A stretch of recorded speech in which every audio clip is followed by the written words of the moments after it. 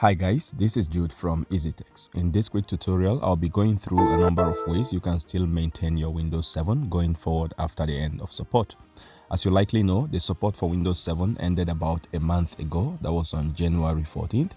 This came with lots of mixed feelings from users all around the world. As much as this should mean that Microsoft will now be able to channel more resources towards the maintenance of Windows 8, 10, and of course developing future versions of Windows, which is quite understandable.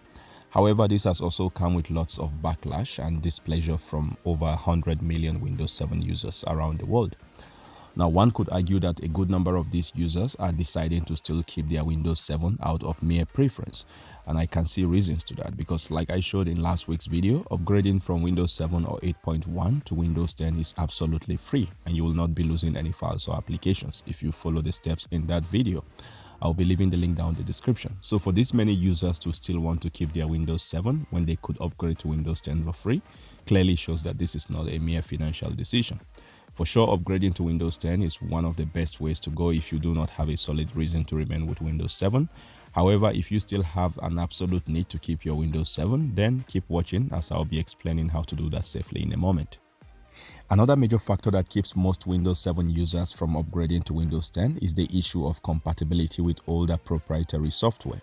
Last week, I had a client walk up to me and requested for a Windows XP installation on a pretty old Lenovo ThinkPad. Yes, you heard it right, not Windows 7, not even Windows Vista, we are talking Windows XP. For a moment, I thought he was kidding, but he insisted. I got a bit curious and asked why he needed the Windows XP. He happened to be a car technician, so he explained to me how XP is the best platform to run his auto software. Of course, it took a while to have it all set for him, but you get the point. Some applications are just designed to work more effectively on the Windows versions that was in existence when they were designed, compared to future versions. Now, there are several other possible reasons why one may want to still keep Windows 7, so we're going to jump right in and see the different ways to still maintain a healthy Windows 7 going forward.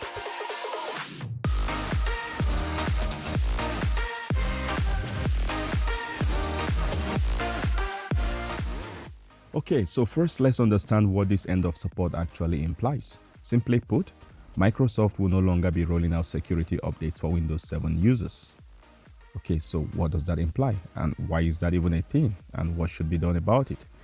I'll try to show why this is such a big deal in a moment, but if you want more detailed responses to most of the common questions people ask regarding the Windows 7 end of support, you can visit this Microsoft support page and keep expanding each question to see the corresponding answers. And just to be clear, if you install a fresh copy of Windows 7 today, you will still be able to download and install the initial cumulative updates. That's all the updates till January 14th. I think right now it's about 1.5 GB in size. So the end of update in question here is for future updates. Now, to answer the question on why this end of security update is such a big deal, I'll be using the update records on my Windows 10 for reference. Same thing would apply for any version of Windows, be it 7, 8 or 10. Most of the updates you install on your Windows are often security related.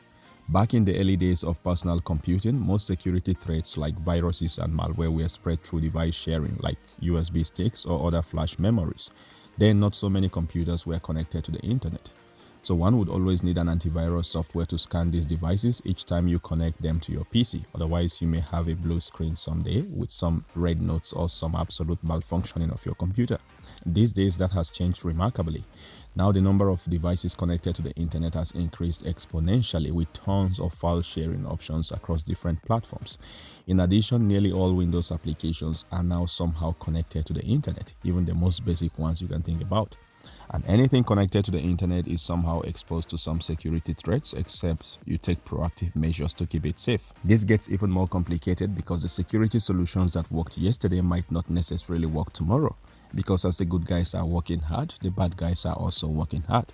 So this security update is one way that Microsoft tries to be a step ahead of the bad guys at all times, which is why today most average Windows 10 users can practically rely on the default Windows 10 Defender for both online and offline security. That's also why it's important to send error reports to Microsoft whenever you encounter any malfunctioning that pops up an error report request. Of course, these updates could be buggy at times, like we've seen with the recent Windows search being blank and lots of files from some past updates, but that's mostly due to the complexity of what makes up Windows as we use it today. We're talking about hundreds of thousands of scripts, roughly 50 million lines of codes. That's certainly a complex thing to manage. But anyways, the idea is to keep all that safe and constantly working with experts to identify new security threats and include a preventive solution in an upcoming update. A practical example is this description of a cumulative security update published in December 2011. It reads, "Security issues have been identified in ActiveX controls that could allow an attacker to compromise a system running Microsoft Internet Explorer and gain control over it.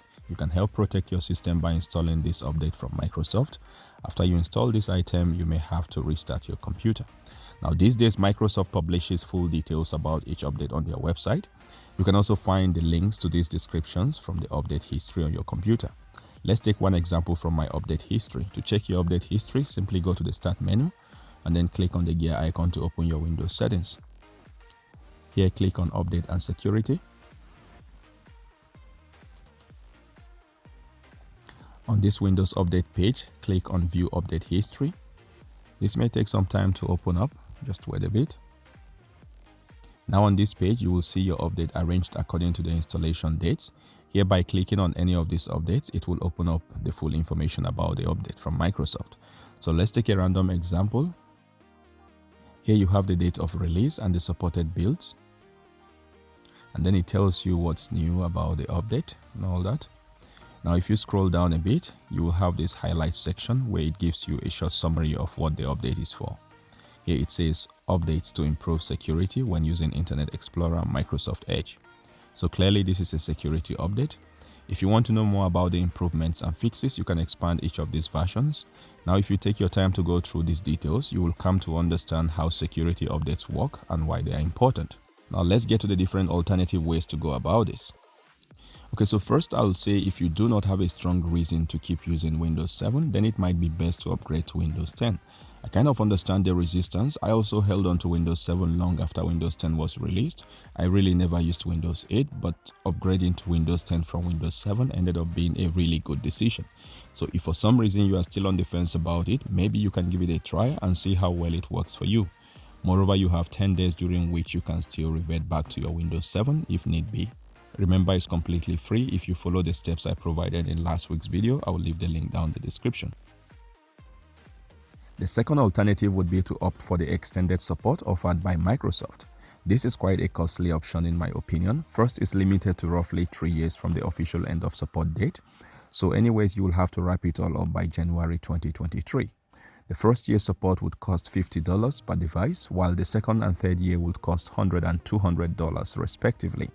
In addition, this support is currently available to Pro and Enterprise editions.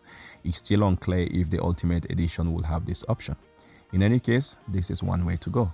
The third alternative would be to go offline completely with your PC. In other words, disconnect your PC completely from the internet. As I mentioned earlier, most of the security risks that users are exposed to these days usually come from the internet.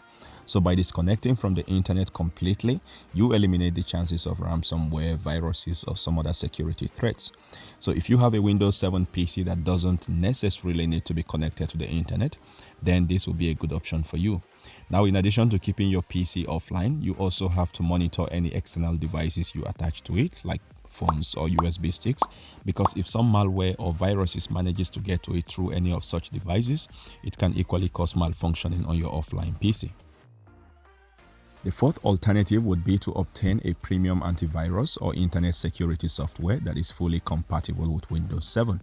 McAfee does a great job with that, both for online and offline security. They have different packages for different use cases and different number of devices. It's fully compatible with both Mac and Windows. They also have the mobile versions for iOS and Android. The good thing about this option is that even though you choose to upgrade to Windows 10 anytime, it's still a solution you can take with you. McAfee has been a leading brand in the cybersecurity space for over 30 years. As a cybersecurity company, they are constantly on the watch out for any new security threats on the internet. And with that, they are constantly updating their security solutions to be a step ahead of the bad guys. So if you are going for this alternative, you should definitely check them out. I will leave the link down in the video description. Finally, if you want to try something completely different, you can try out a version of Linux. As you likely know, Linux is completely free and open source, so you don't have to worry about licenses or subscriptions. Currently, there are several distributions that are designed to look quite like Windows and Mac. The Zorion OS is the most common example of that, so you can try that out and see how it works for you. You just need to check that the applications you need have Linux versions or at least some Linux alternatives you can use for the same purpose. And that is it for this tutorial. If you have other ways you figured out to continue to use your Windows 7 after the end of support that hasn't been covered in this tutorial, please post in the comment section and I will join the discussion. Give this video a thumbs up if you found it useful, share with anyone you think might want to see. Drop us a comment if you have any questions or feedbacks. Don't forget to subscribe and turn on notification for updates on future tech support videos like this one. Thanks for watching and see you in the next one.